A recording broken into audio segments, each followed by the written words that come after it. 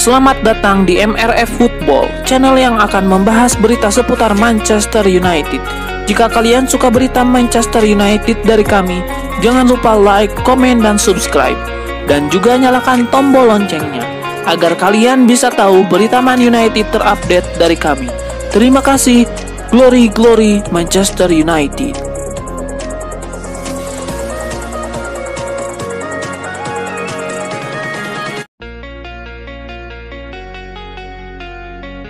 Manchester United memiliki target besar untuk meraih gelar Liga Inggris pada tahun 2028, tepat pada perayaan ulang tahun ke-150 klub. Namun banyak pihak yang meragukan ambisi ini, terutama mengingat performa tim yang tengah terpuruk. Namun, dengan ketidakpastian seputar kebijakan transfer, proyek stadion baru New Old Trafford, jalan menuju kejayaan Premier League 2028 tampak terjal. Apakah Manchester United bisa membuktikan keraguan para pengkritiknya? Atau ambisinya ini hanya sekedar mimpi yang tidak akan terwujud? Kita lihat saja nanti.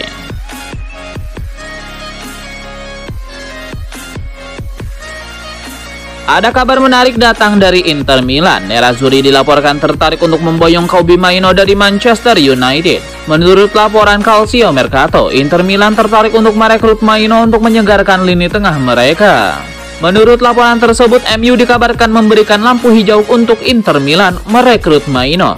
Saat ini sang gelandang juga lagi diincar beberapa klub Inggris, salah satunya adalah Chelsea. MU dikabarkan enggan melepas ke salah satu pemain terbaik mereka ke rival. Jadi mereka menilai menjual Mainoo ke klub non-Inggris bakal jadi solusi terbaik untuk sang gelandang di musim panas nanti. MU berharap bisa menjual Mainoo di kisaran 60 juta euro pada bursa transfer yang akan datang. Manchester United dan Liverpool diyakini berminat terhadap bintang muda Yunani, Konstantinos Karetzas, di tengah musim yang gemilang bagi remaja tersebut. Menurut Tutto Mercato Web, Manchester United dan Liverpool tengah memantau gelandang serang tersebut, begitu pula Napoli dan Newcastle United. Selain tim-tim yang disebutkan di atas, Real Madrid, Bayern Munchen, Chelsea, dan banyak lagi dilaporkan telah memantau Karetzas. Dalam beberapa bulan terakhir, dia telah tampil 30 kali di semua kompetisi untuk raksasa Belgia, mencetak 2 gol dan 4 assist. Karetzas yang lahir di Genk tapi memiliki orang tua Yunani, baru-baru ini menjelaskan mengapa ia memilih bermain untuk Yunani daripada Belgia. Jika ia terus melanjutkan lintasan menanjak ini, Yunani dapat menganggap diri mereka beruntung karena ia merasa seperti itu. Andre Onana mengungkap bahwa ia sempat mendapatkan tawaran dari Arsenal dan Chelsea, namun ia akhirnya memilih jalur berbeda dalam karirnya. Onana kemudian bergabung dengan MU di bawah asuhan Erik ten Hag.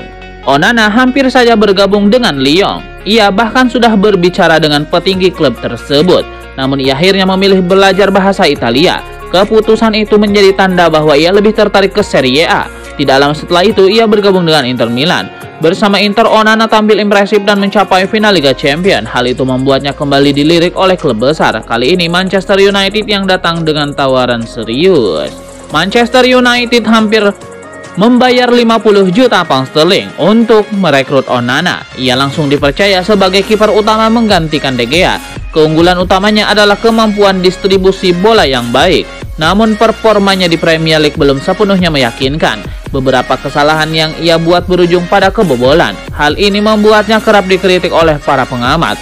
Meski begitu, Onana masih mendapatkan kepercayaan dari Ruben Amorim. Manchester United berharap ia bisa lebih konsisten. Jika tidak, klub mungkin akan mencari opsi baru di bawah Mister Gawang. Setelah mengalami periode sulit di Manchester United, Anthony menemukan kembali performa terbaiknya selama peminjaman di klub Spanyol Real Betis. Pemain asal sayap asal Brazil ini tampaknya belum berencana kembali ke Old Trafford dalam waktu dekat. Meskipun mengalami masa sulit di Inggris, Anthony tidak menyimpan rasa kecewa terhadap Manchester United. Dalam wawancaranya dengan DAZN, ia menegaskan rasa terima kasihnya kepada klub dan pelatih Erik ten Hag atas pengalaman yang telah ia dapatkan. Ia juga menambahkan bahwa meskipun ada masa-masa sulit, ia tetap menghargai perjalanan karirnya di Old Trafford. Anthony merasa bahwa lingkungan baru di Spanyol sangat membantunya kembali ke bentuk permainan terbaiknya. Ia menyebut bahwa perubahan suasana dan cuaca menjadi faktor besar dalam kebangkitannya. Lebih lanjut, Anthony mengungkapkan bahwa atmosfer di Spanyol mengingatkannya pada kampung halamannya di Brazil.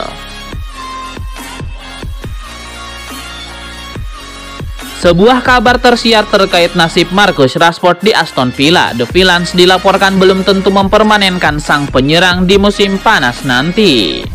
Menurut laporan Fabrizio Romano, Aston Villa saat ini masih wait and see terkait kondisi Rashford. Sejauh ini pihak Aston Villa memang puas dengan penampilan sang winger. Namun mereka ingin melihat performa sang winger hingga akhir musim. Mereka ingin melihat apakah sang pemain bisa mempertahankan performanya itu hingga akhir musim. Jika bisa, baru mereka akan mempermanenkannya.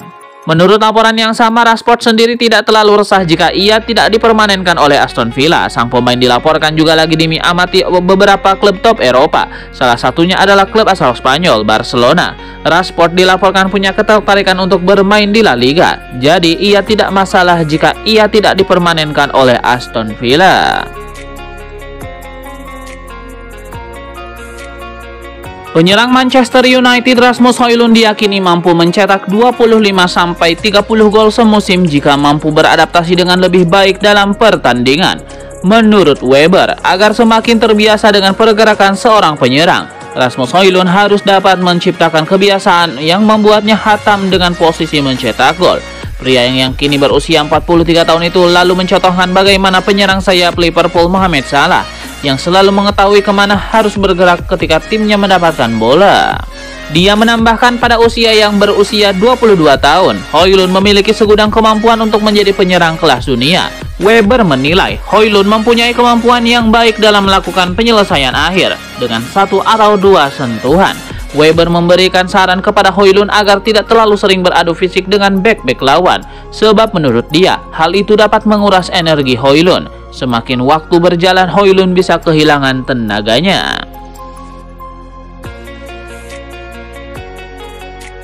Mantan pemain Chelsea, Jimmy Floyd Hasselbaink, meminta Liam Delap untuk berhati-hati dalam memutuskan tentang masa depannya. Di tengah rumor soal ketertarikan tim besar Inggris memboyongnya pada bursa transfer musim panas 2025 mendatang, Hasselbaink menyarankan Delap memikirkan rencananya dengan matang jika tidak mau berakhir hanya jadi pemanas bangku cadangan.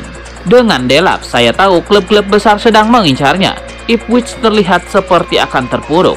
Dia harus tetap bertahan di Premier League. Jika bermain di tim yang lebih mapan di Premier League, apa yang bisa dia berikan? Sangat penting baginya untuk bermain. Jika ia akan menjadi pilihan kedua, andai saya adalah agennya, akan menyarankan dia untuk tidak pergi.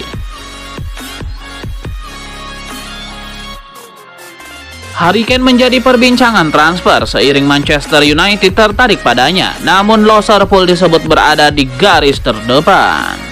Dispekulasikan bahwa saat trofi mulai berada dalam jangkauan, Harry Kane mungkin tergoda untuk kembali ke tanah airnya setelah medali yang sulit dicapai diamankan. Setiap langkah kembali ke Liga Premier Inggris akan memungkinkannya untuk terus mengejar rekor 260 gol Alan Shearer di Liga Utama. United sering dikaitkan dengan Harry Kane di masa lalu, tapi akhir-akhir ini mengalami penurunan signifikan. Sementara Liverpool dirumorkan berada dalam persaingan karena mendekati kemenangan gelar domestik mereka. Bisa jadi penyerang nomor 9 Inggris itu memimpin garis depan tim besar di Northwest musim depan. Mantan pencari bakat United dan Tottenham Mike Brown percaya hal itu bisa terjadi. Liverpool sendiri telah kekurangan nomor 9 yang menakutkan dalam beberapa tahun terakhir. Dengan pemain sayap Mesir, Mohamed Salah memikul banyak tanggung jawab di Merseyside dalam hal eksploitasi pencetak gol yang produktif. Dia terus menghabiskan kontraknya menuju agen bebas yang mungkin meyakinkan The Reds untuk mencoba merekrut Harry Kane.